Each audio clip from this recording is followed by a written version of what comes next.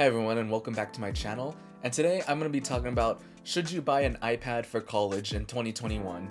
Now, if you don't know already, I don't use an iPad for note-taking. In fact, I use the Surface Pro back here that I used to use for note-taking all the time in college, and I have a lot of experience taking these digital notes now. So I'm going to look at the iPad and see if it's worth buying and getting for your main machine, no laptop at all, for college. Alright, let's jump into the video. So now, I would think the number one advantage for having an iPad for college is probably the portability of it. The iPad is just very portable. It's light, it's thin, you can take it anywhere, it fits in any bag basically. So it's pretty awesome like that. You can always have things everywhere you go, and taking digital notes is also very beneficial. I have videos on how to take digital notes, so go ahead and watch those videos if you want to learn more about that. But we're going to focus on the benefits of doing it on an iPad. Now, the iPad is a machine that covers the basics very well. Like, it is the most basic machine you can get that covers everything that you'll do on a daily basis, like web browsing for checking grades, doing research, all that kind of stuff. And it's very good for like doing research. It has plenty of RAM for your web tabs and everything. There's apps for almost basically everything you can use, like email clients and all that. You can do pretty much everything on an iPad that you can normally do on a laptop. But the problem with the iPad is it doesn't really excel at too many things. It's not the best thing to get for certain things, which kind of makes a little bit of a problem because sometimes you want to be specialized in certain areas because maybe you're taking web development classes or something like that. There's not too many resources on the iPad to go off of like computer science coding or engineering software or anything like that. So I'm going to split this up into a pros and cons list of getting an iPad for your main device for college. Now I'm going to start with the pros because I like to start with happy things. So the number one pro on iPad is that the note-taking experience on it is so well. It seems so easy to take notes on, and you have a multitude of different apps and software utilities that you can choose from. Pretty much any note-taking app has iPad compatibility with it. So you can cross-sync devices across multiple devices or even save them in web clouds and web documents and everything. You can save to PDFs, you can transfer files to different people, save them online, transfer them to different machines and everything. You can download and re-upload different files as well. So with note-taking, you're not going to go wrong with an iPad. It's also honestly like one of the best notebooks you can get. As a notebook, as in a traditional notebook that you take notes in. I honestly stopped using those once I got my Surface Pro to take digital notes on, and I've only ever taken digital notes since because it is so convenient to just have everything stored digitally and you can access it from any computer with a web browser. Now, iPad is a little different. Some apps require different compatibilities and you can't use web-based apps on them and stuff. But for the most part, you'll find an app that you like on the iPad pretty easily, whether it's Notability. I use OneNote.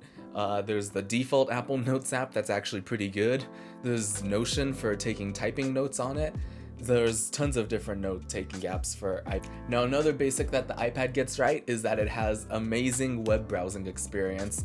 The only issue, though, is some websites will still default to a sort of mobile-ish type web browser experience and aren't very optimized for tablets or iPads very well.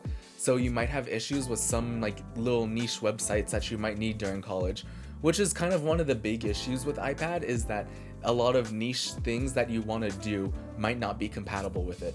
But for the most part, web browsing is amazing. You can have 20 different tabs open, and it's honestly like you can just go between them for doing research and typing up pages and everything. You can split between apps, you can split screen and multitask pretty well. The iPad is honestly very good for these type of things that require multitasking or going through different browser tabs and everything. So the iPad is great for like doing basic research and web browsing and all that. And to top it all off, the iPad is obviously a great media consumption device. You can watch Netflix, YouTube, Hulu, whatever you want on it if you want to take a little break. Yeah, so it's honestly great. The only problem is you might run into an issue where you take longer breaks than you might expect to, but if you have the self-discipline for it, then it's fine. It's completely not an issue at all. It's just a benefit for having an iPad. Probably the biggest pro for the iPad that I can think of is that it's so portable. You can take it like literally anywhere. It fits in almost any bag. So you can always have your iPad with you, which is amazing because you don't have to carry around heavy notebooks and textbooks or a heavy laptop with you. I used to have to take around a heavy laptop and it was not fun at all. And then I switched and it's amazing. Digital notes are honestly such a great way to save room, save time, save energy. So I highly recommend some sort of digital note taking, and the iPad covers it really well. I still prefer physical textbooks, so I still carry around my textbooks. I don't have them downloaded onto my iPad, but I do prefer the digital note-taking aspect of iPad more than the digital reading experience.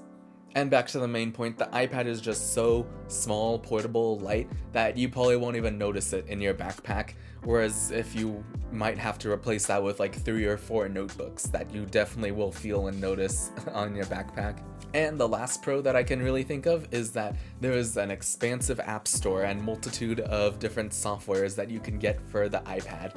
You can download an app for like literally anything you want, and it's just works so well on iPads. Note-taking, cloud storage, email clients, all that kind of stuff. And the iPad App Store combined with lots of new online utilities now like Replit and Overleaf that you can use for software development. You can honestly like do a lot of really cool things with an iPad that maybe aren't available in the App Store. There's a ton of online utilities that you can use on iPad that work super well. Okay, so now let's get into the cons of an iPad. And the biggest con I'm gonna tell you is that there's gonna be some kind of weird niche software, especially if you're in STEM, that you will not be able to use on an iPad. I guarantee it. Like for engineering students especially, if you're doing computer engineering, there's a ton of software compilers that you cannot download on an iPad. They just don't work. So, and there's no online utilities for them as well.